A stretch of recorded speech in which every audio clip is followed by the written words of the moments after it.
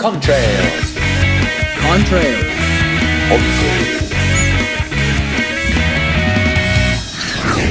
Have you ever looked up at the sky and seen clouds trailing behind a plane? What's going on there?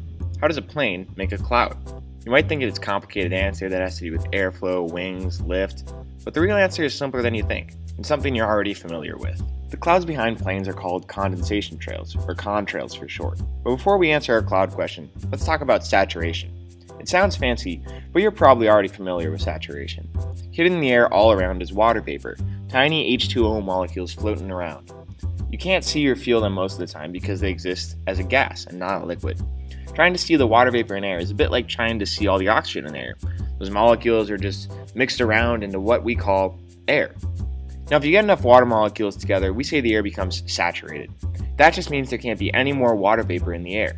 If we try to add any more water vapor, that vapor condenses into liquid water that we can see and touch. So what determines when air gets saturated?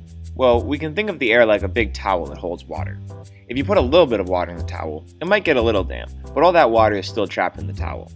Now, there are two ways we can get water out of the towel, and each one corresponds with a way that air can reach saturation.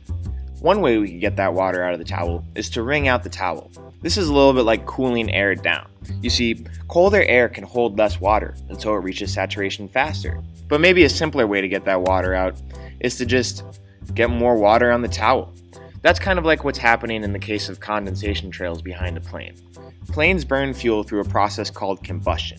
Combustion is just a word we use to describe any fuel burning when there's oxygen around. This fuel gets broken up into energy, which flies the plane, carbon dioxide, which is released into the atmosphere, and water vapor. You can imagine if the air is like a towel, then the air up high is already cold, like an already twisted up towel.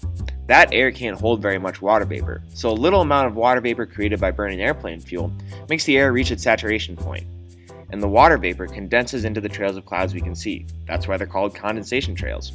And that's a surprisingly simple way we can get clouds behind planes.